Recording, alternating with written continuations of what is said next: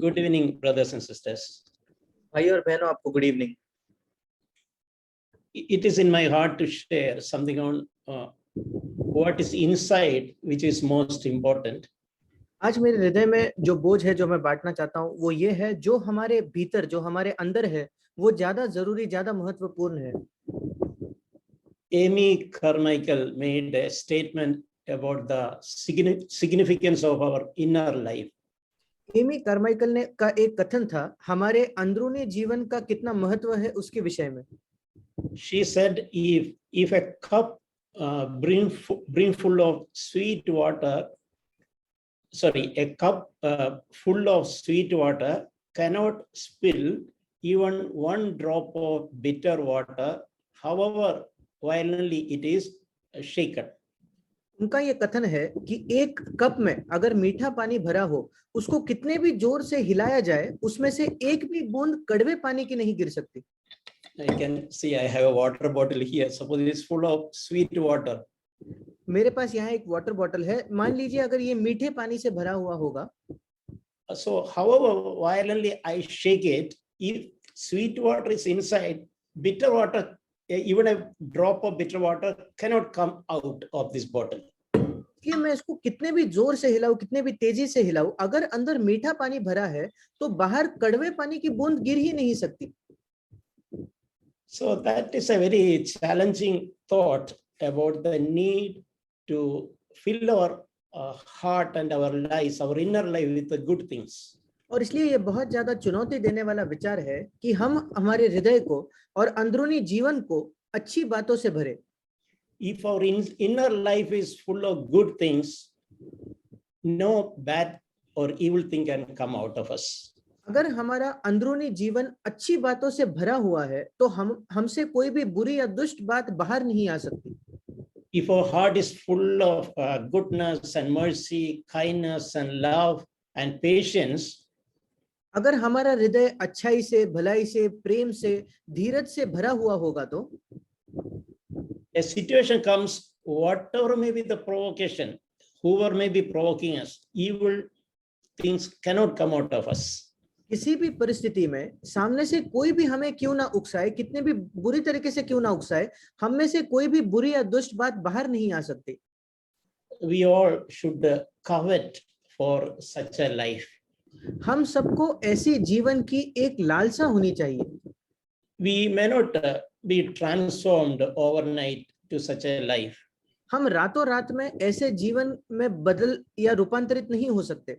But we should have a strong desire and seek for such a life which whereby our inner life is filled with goodness.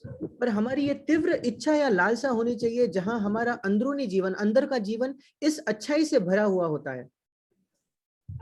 Very often, we hear parents sometimes they say that children made me angry.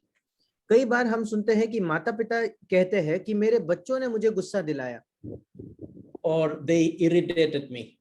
या उनके वजह से मैं चिड़चिड़ा हो गया। Amy Carmichael understood the principle that children cannot make anybody angry. और Amy Carmichael इस सिद्धांत को समझ गई कि बच्चे किसी को भी गुस्सा नहीं दिला सकते।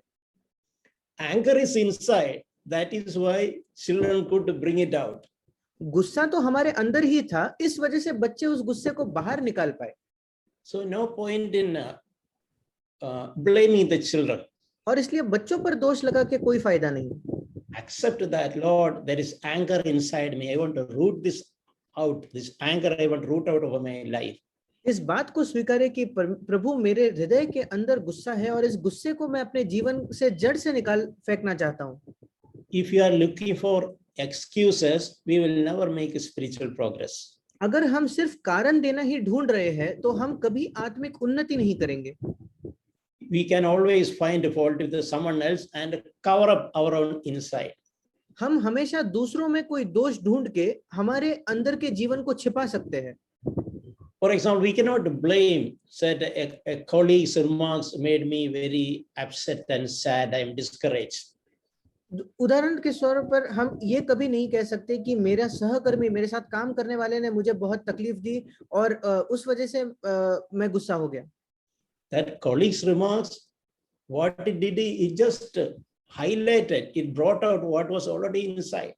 वो सहकर्मी ने जो कुछ कहा था वो सिर्फ आपके अंदर जो था उसको ऊपर सतह पर लाया, बाहर लाया है। Then we realize I am filled with self-pity and sympathy for myself.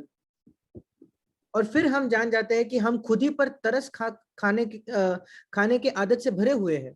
That colleague's remarks, it only brought what was inside out. मेरे साथ जो काम करने वाला था उसके बोलने से सिर्फ ये अंदर की बातें बाहर आ गई। So it's good to understand the root of the problem. और इसलिए समस्या का जड़ को समझना बहुत अच्छी बात है। Most often the root of the problems right within our own life, inside of us. अक्सर समस्या की जो जड़ होती है वो हमारे ही अंदर होती है। And we can be grateful God provided opportunities through our children or spouses or colleagues so that we could realize what I am really inside. और हम आभारी हो सकते हैं परमेश्वर को कि उसने ऐसी परिस्थिति आने दी कि हमारे बच्चों के द्वारा, हमारे जीवन साथी के द्वारा, हमारे साथ काम करने वालों के द्वारा हम ये जान पाए कि हमारे अंदर क्या है। And honestly, when we accept that reality, God can give us grace to be filled our inside with goodness. और ईमानदारी से जब हम उस वास्तविकता को स्वीकार कर लेते हैं तो परमेश्वर हमारी सहायता कर सकता है हमारे अंदर के जीवन को अच्छाई से भरने में। Jesus told this in another way in Matthew chapter 12. यीशु ने यही बात एक अलग तरीके से मत्ती उसके 12वें अध्याय में कही। Verses 33 onwards. 33 वचन से आगे। He said, either make the tree good and the fruit good, or make the tree bad and its fruit bad. और यीशु ने कहा यदि पेड़ को अच्छा कहो तो उसके फल को भी अच्छा कहो, या पेड़ को निकम्मा कहो तो उसके फल को भी निकम्मा कहो। The tree is known by its fruit. क्योंकि पेड़ अपने फल ही से पहचाना जाता है। It is a tree which produces the fruit. और वो पेड़ है जो फल को उत्पन्न करता है। A good tree invariably will bring out good fruit. एक अच्छे पेड़ से कुछ भी किया तो भी अच्छा ही फल आएगा। Similarly, a bad tree can only bring out bad fruits.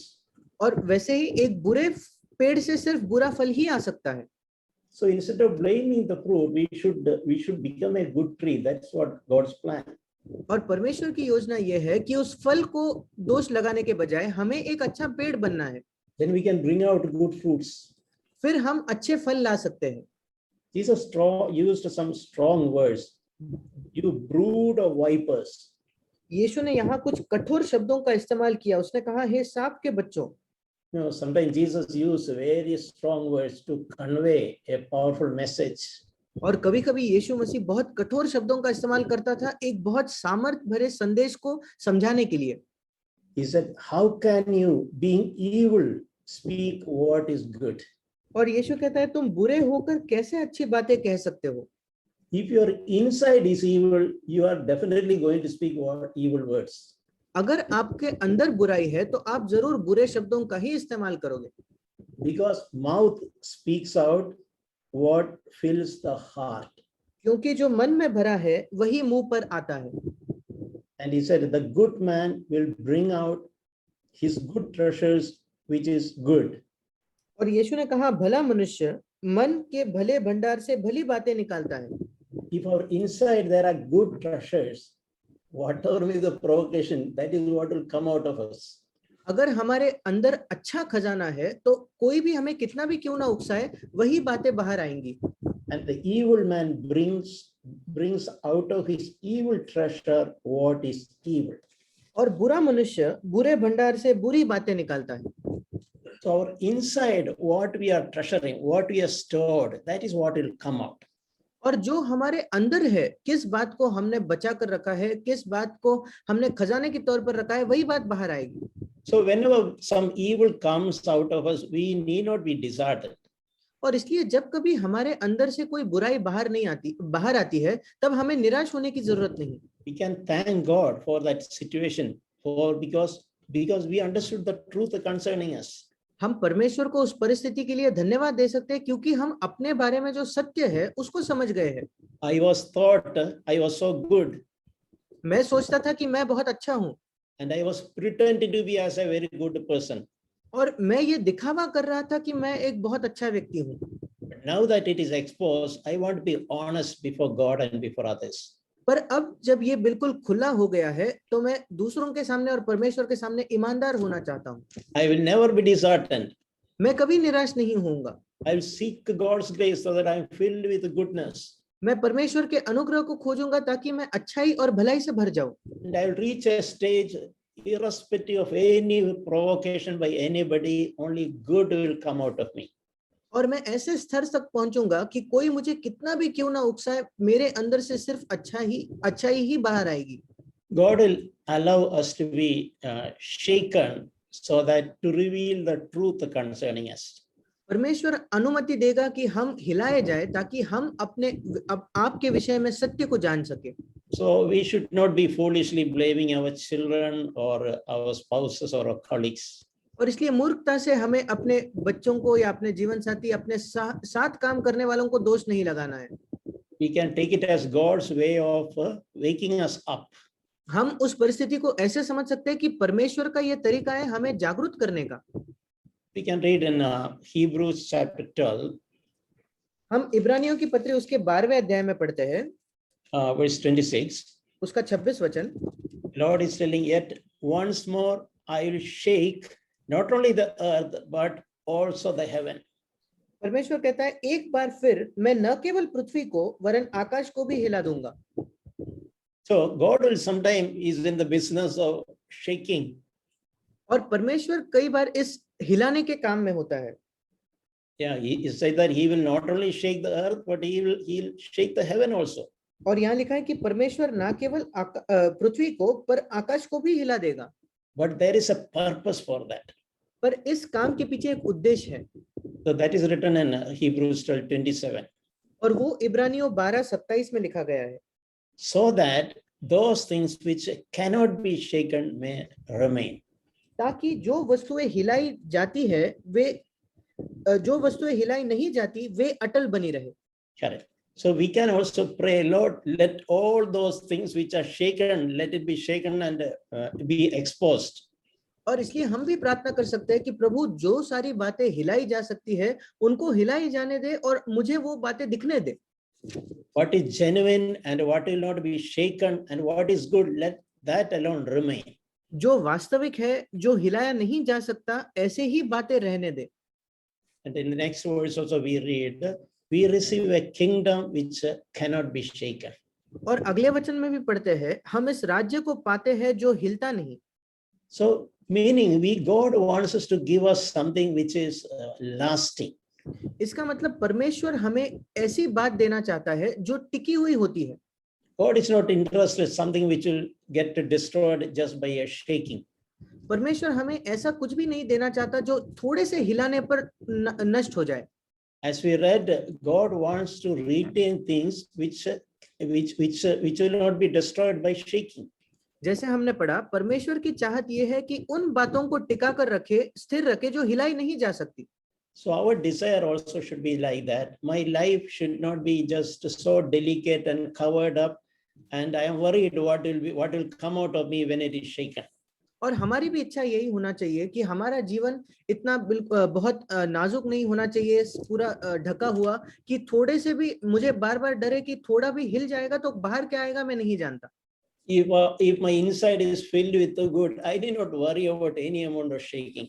अगर मेरा अंदर का जीवन अच्छाई से भरा हुआ है तो मुझे कोई चिंता नहीं कि कितना भी क्यों ना मैं हिलाया जाऊं। I remember once one brother once sharing, he used a word, something which I really registered in my heart. मुझे याद है एक बार एक भाई जब बांट रहे थे, उन्होंने एक शब्द का इस्तेमाल किया जो सचमुच मेरे हृदय में वो बैठ गया। If my heart is filled with the goodness, अगर मेरा हृदय अच्छाई से भरा हुआ होगा तो, and it always remains so, और वो वैसे ही बना रहेगा तो, whoever in whichever way provoke me, कोई भी मुझे कैसे भी क्यों ना उकसाए, still only good things, good words will come out of me. उसके बावजूद सिर्फ अच्छी बातें, अच्छे शब्द ही मेरे से बाहर आएंगे। So we should desire that the inside of us remain always good. और इसलिए हमारी ये चाहत, ये लालसा होनी चाहिए कि हमारा अंदर का जीवन हमेशा अच्छा होना चाहिए। The treasure that is inside is really good, हमारे अंदर का खजाना सचमुच अच्छा होना चाहिए, so that when it is shaken, the good treasures, out of the good treasure we can bring out. ताकि जब वो हिलाया जाए हम उस अच्छे खजाने से अच्छी बातें बाहर ला सके। We know this, what God told Samuel, that is in 1 Samuel 16 verse 7. हम जानते हैं परमेश्वर ने शमूएल को क्या कहा, वो है पहला शमूएल उसके 16वें अध्याय के 7वें वचन में। This is a background when God sent Samuel to anoint a king for Israel. ये उस समय की बात है जब परमेश्वर ने शमूएल को भेजा था इस्राएल के लिए एक राजा का अभिषेक करने के लिए।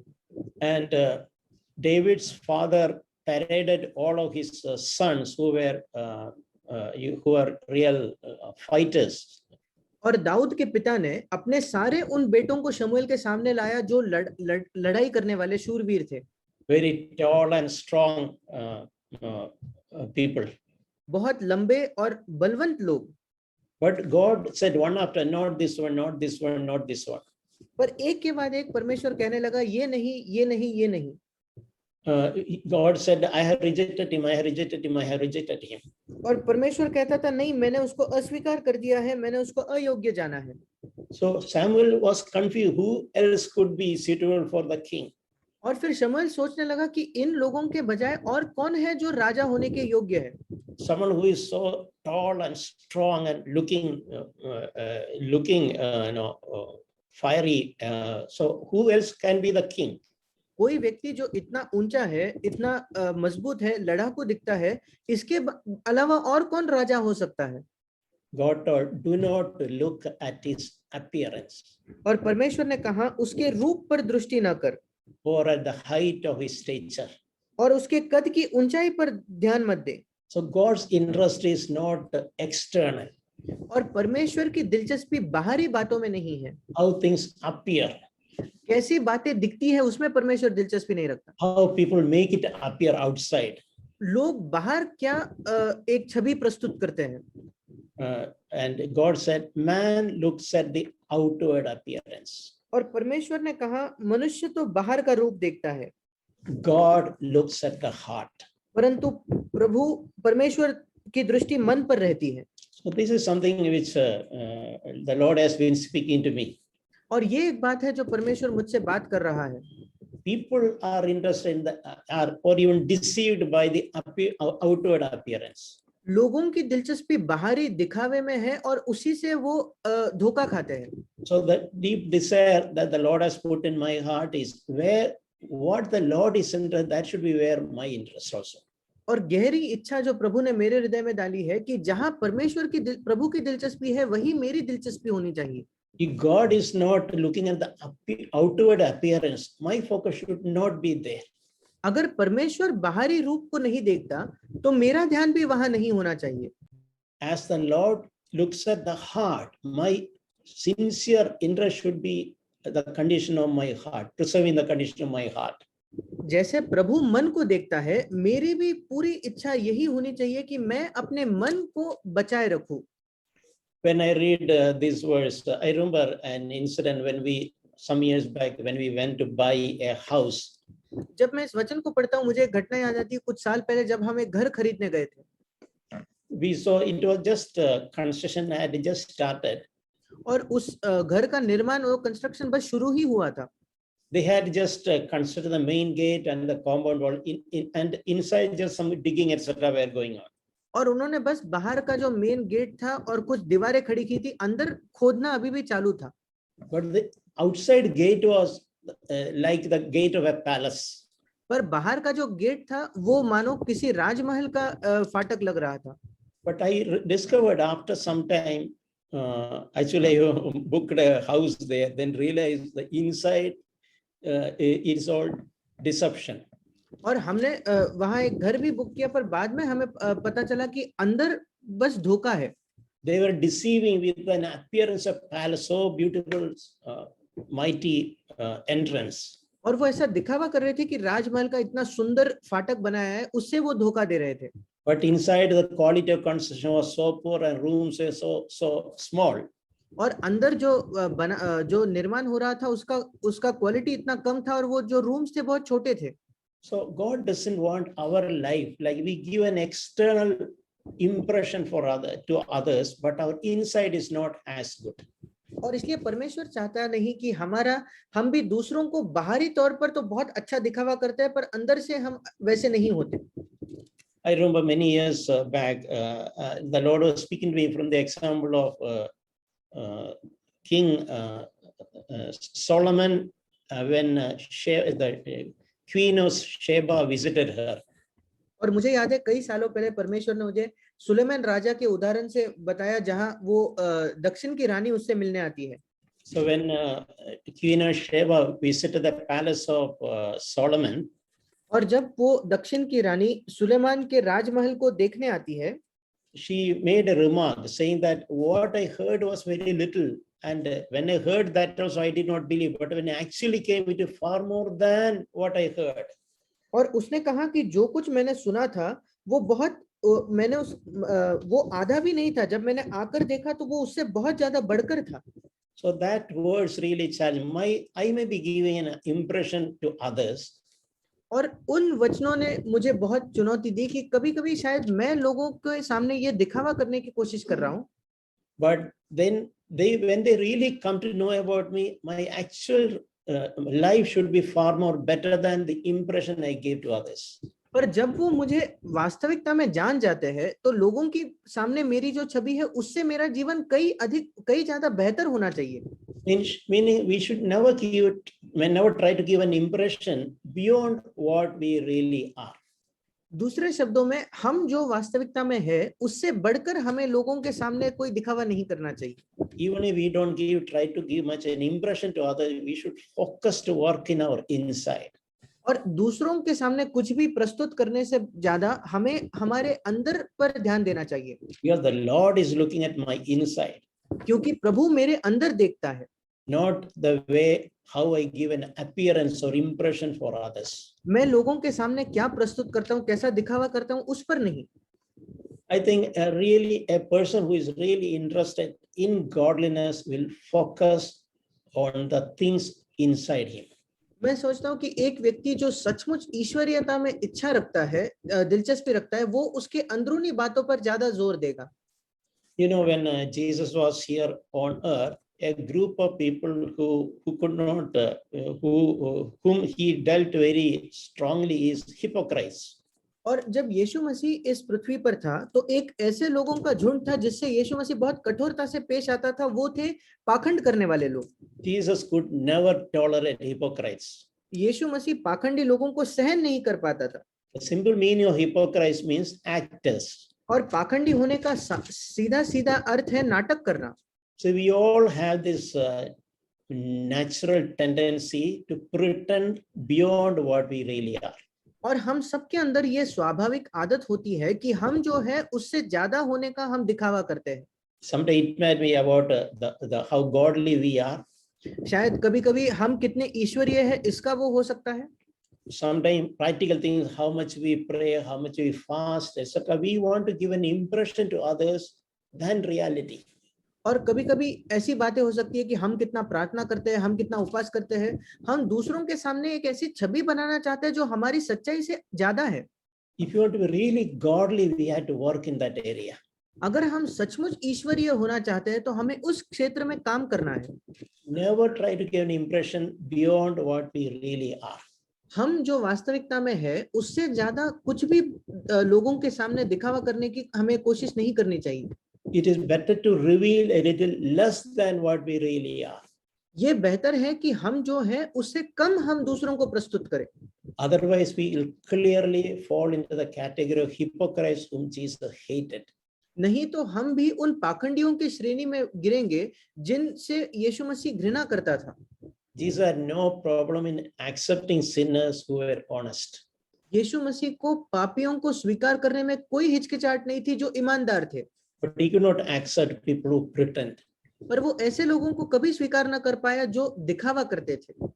Matthew chapter 23, मत्ती उसका 23 अध्याय 20 verses 25 onwards. 25 वचन से आगे Jesus told, "Woe to you, scribes and Pharisees and hypocrites! यीशु मसीह ने कहा, हे कपटी शास्त्रियों और फरीसियों, तुम पर हाय। You clean the outside of the cup and the dish, तुम कटोरे और थाली को ऊपर ऊपर से तो मांजते हो, but the inside is full of robbery and self-indulgence." परंतु वे भीतर अंधेर और असंयम से भरे हुए हैं। See how Jesus was really attacking the people who were pretending to try to give an impression outside. देखिए यीशु मसीह कैसे एक तरीके से हमला कर रहा था उन लोगों पर जो बाहर एक दिखावा करते हैं कि वो अलग है। Instead of giving their attention and energy to cleanse the inside, they were worried about the impression before others. उनका ध्यान और सामर्थ्य उनके अंदर कैसे बातें हैं उस पर देने के बजाय वो लोग ज्यादा दिलचस्पी इसमें रखते थे कि बाहर वो कैसे लोगों के सामने प्रस्तुत आते हैं। He told in the next verse, "You blind Pharisee." अगले वचन में यीशु ने कहा, हे अंधे फरीसी। See, Pharisees are people who are supposed to know the scripture very well. और फरीसी वो लोग थे जो जिनको बाइबल बहुत अच्छे से मालूम थी। He's calling them blind Pharisee. पर ऐसे लोगों को यीशु अंधे फरीसी कहता है। They had knowledge, but that knowledge did not become part of their life. उनके पास ज्ञान तो था पर वो ज्ञान उनके जीवन का हिस्सा नहीं बना। They had the knowledge of the Bible, where what is written, which chapter, which verse. उनके पास बाइबल का ज्ञान था कि कौन सी बात कहाँ लिखी गई है, कौन सा अध्याय, कौन सा वचन। So, but they were not living or they were not experiencing those truths in their own life. पर वो इस प्रकार से जी नहीं रहे थे और उन सत्यों का वो अनुभव नहीं कर रहे थे। So he said, first clean the inside of the cup and the dish. और उसने कहा पहले कटोरे और थाली को भीतर से मांजे। Give the secret areas of your heart, the inside of your cup. आपके हृदय के जो गुप्त भाग है जो दूसरे लोग नहीं देख सकते। Don't focus on polishing the outside. उस प्याले को बाहर से पॉलिश करने में ध्यान न लगाए। So he said, if you focus to clean your inside, the outside may become clean also. और यीशु ने कहा अगर आप उस कटोरे को भीतर से मांजो तो वो बाहर से भी स्वच्छ हो जाएंगे। Once the inside is clean, the outside will automatically become clean. That's what Jesus was saying. यीशु मसीह कह रहा था एक बार अंदर से उसको साफ कर दिया जाए तो बाहर से अपने आप वो साफ हो जाएगा। Meaning, if the inside is clean, we need not focus on the impression about the outside. इसका मतलब अगर हम अंदर से साफ है तो हमें कोई फर्क नहीं पड़ेगा कि हम बाहर से कैसे लोगों के सामने दिखते हैं।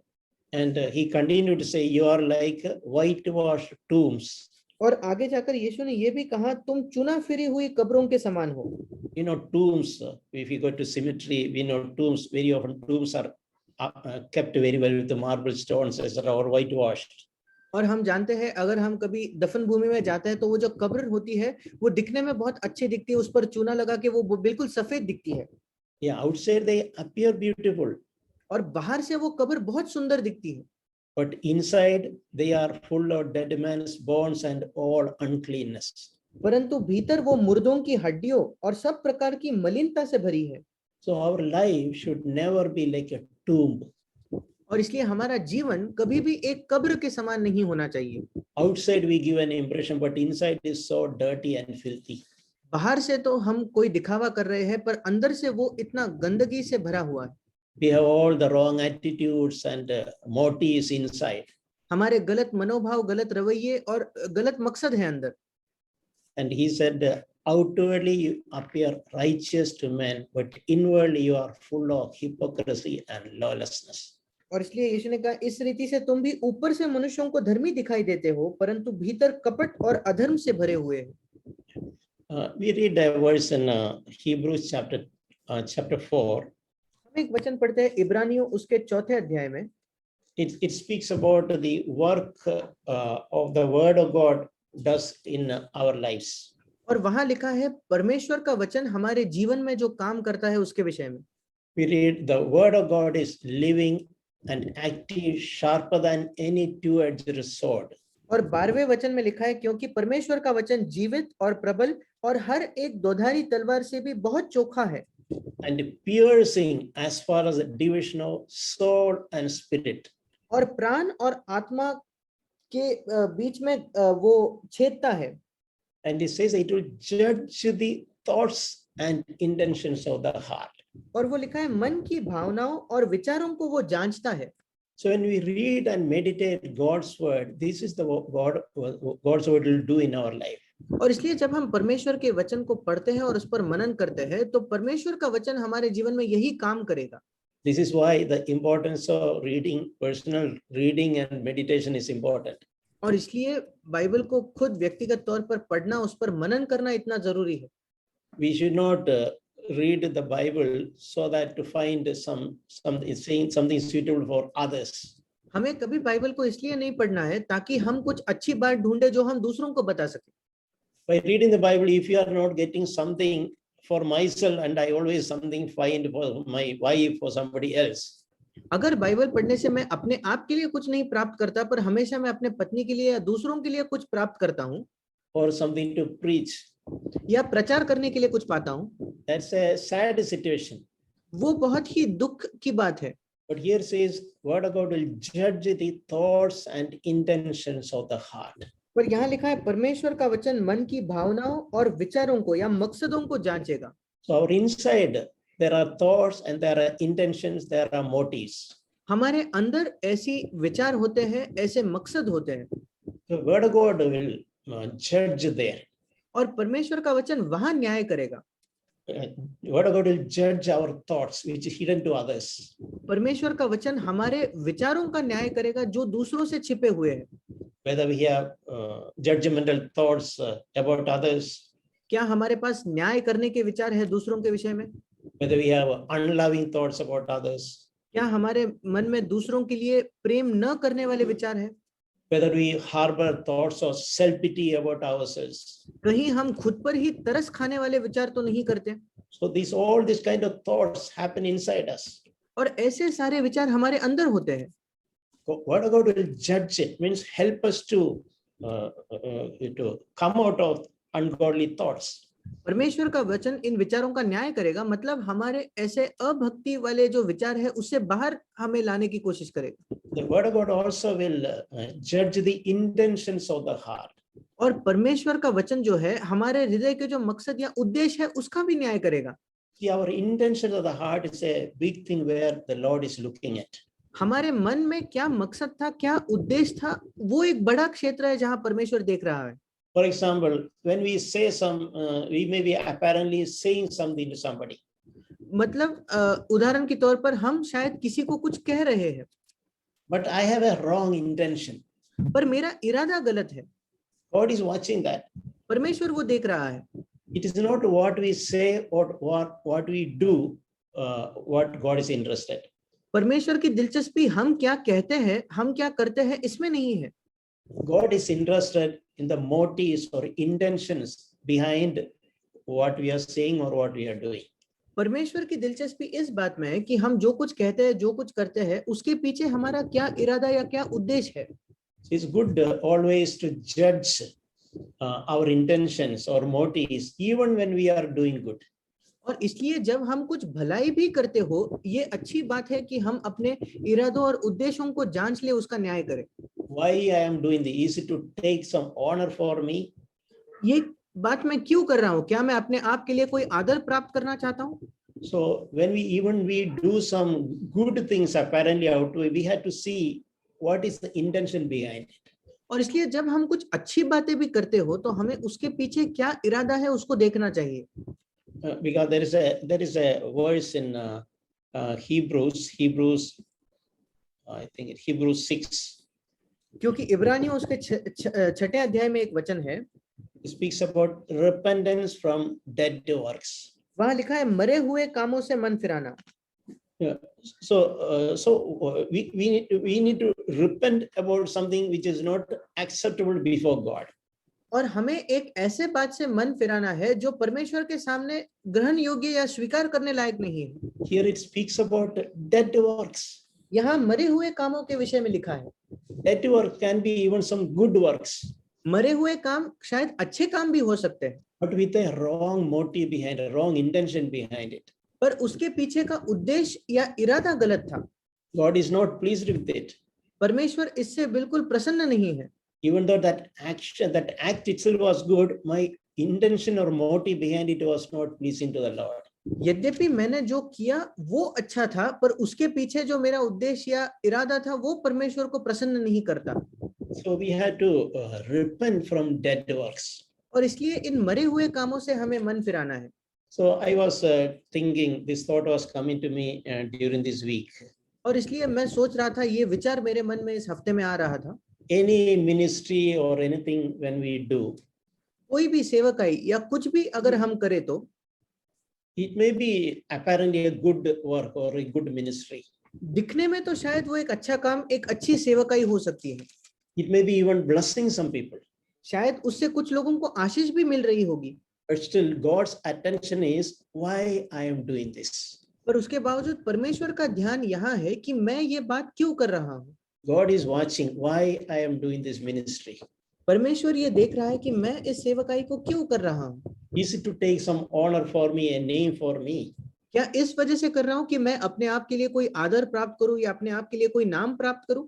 So it's very important that we judge our motives behind everything. और इसलिए ये बहुत जरूरी है कि सारे बातों के पीछे हमारा क्या इरादा है, क्या मकसद है, उसका हम न्याय करें। We can see a good example of that in John chapter 12. इसका एक अच्छा उदाहरण हम यूहन्ना उसके 12 अध्याय में देखते हैं। This scenario when Jesus was in the house of Martha, Mary and Lazarus. ये एक ऐसा समय था जहां यीशु मसीह मार्था, मरियम और लाजरस के घर में था। While they were there, Mary took a pound of very costly perfume and broke it and anointed the feet of Jesus. और जब वो वहां थे तो मरियम जो थी उसने बहुत ही महंगा उस इत्तर को लेकर यीशु के पांव पर डाला। So when Judas saw this, he made some remarks. और जब यहूदा ने इस बात को देखा तो उसने कुछ बातें कही। That is in John 12:5. और वो है यूहन्ना 12 उसके 5 वचन में। Why was this perfume not sold for 300 denarii and given to poor people? यह इत्र 300 दिनार में बेचकर कंगालों को क्यों न दिया गया? So imagine, suppose we are there and we hear what Judas is telling at the time. और कल्पना करके देखिए, अगर हम वहां हैं और यहूदा जो कहता है उसको हम अगर तब सुनते तो we will think, oh, what a wonderful brother Judas is. हम सोचेंगे, अरे ये यहूदा क्या ही अद्भुत भाई है। He is so thoughtful and considerate about poor people. वो गरीब लोगों के विषय में कितना सोचता है, कितनी चिंता करता है। His heart is so kind towards needy poor people. उसका हृदय जो है जरूरतमंद गरीब लोगों के लिए कितना सोचता है। But God observed his motive, why he said that. पर परमेश्वर ने उसका उद्देश्य देखा, उसका इरादा देखा कि उसने क्यों इस बात को कहा। And Holy Spirit chose to record the motive in the scriptures. और पवित्र आत्मा ने ये चुना कि उसका जो इरादा है उसको बाइबल में लिखा जाए। In the next verse it is written, और इसलिए अगले वचन में लिखा है, he said this not because he was concerned about the poor. उसने ये बात इसलिए नहीं कही कि उसे कंगालों की चिंता थी। Even though he said in his words that express that concern for the poor, he said that not because he was really concerned about the poor. यद्यपि उसके शब्दों से तो उसने गरीबों की चिंता जताई, पर वास्तविकता में उसको गरीबों की कोई चिंता नहीं थी। So this is a perfect example. He can say something, but with exactly something opposite inside. और ये एक बहुत अच्छा उदाहरण है कि हम कुछ कह सकते हैं पर हमारे मन में बिल्कुल उसका विपरीत होता है। Speaking about poor people, but having genuinely no concern at all inside. गरीबों के विषय में बात तो करना, पर उसके मन में गरीबों की कोई भी चिंता नहीं थी। But he had a hidden motive inside. पर उसका कोई छिपा हुआ मकसद था अंदर। It's mentioned that because he was a thief, and as he had the money box, he used to pilfer money from put into it. और वहां लिखा है कि परंतु इसलिए कि वह चोर था और उसके पास उनकी थैली रहती थी और उसमें से कुछ डाला जाता था तो वो निकाल लेता था। So inside he was like that tomb. और अंदर वो उस कब्र के जैसा था। But outside he is the impression of a very kind person. पर बाहर तो ये दिखावा करता है कि वो बहुत दयालु व्यक्ति है। It's very important that we seek to cleanse our inside life.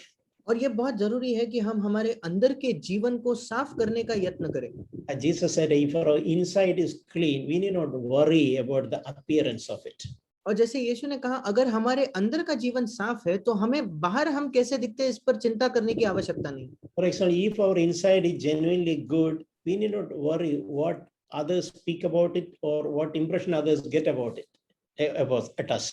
अगर हमारा अंदर का जीवन वाकई में साफ है तो हमें कोई फर्क नहीं पड़ेगा कि दूसरे लोग उसके विषय में क्या कहते हैं या हमारे विषय में क्या सोचते हैं। So let us remind ourselves once again Amy Carmichael's beautiful statement. और इसलिए हम आइए अपने आप को फिर एक बार याद दिलाएं एमी कार्माइकल का वो सुंदर कथन। A glass, if it is filled with sweet water, अगर कोई ग्लास मीठे पानी से भरा हुआ होगा तो whatever may be the shaking happening, it cannot spill out even a drop of bitter water. हम उसको कितना भी क्यों न हिलाए, उसके अंदर से कड़वा पानी बाहर नहीं गिरेगा। So instead of trying to blame others, let us focus by God's grace for the transformation of our inside life. और इसलिए दूसरों पर दोष लगाने के बजाय आइए हम इस पर ध्यान दें कि हमारा अंदर का जीवन बदलकर रूपांतरित हो जाए। Let our treasure inside be really good. हमारे अंदर का खजाना वाकई में अच्छा हो। Let it be like a good tree that we can always give only good fruits. वो एक अच्छे पेड़ के समान हो ताकि हम हमेशा सिर्फ अच्छे फल लाए। If we are sincere, Holy Spirit can do that work in us. अगर हम ईमानदार हैं तो पवित्र आत्मा हमारे अंदर इस काम को कर सकता है। Amen. आमीन।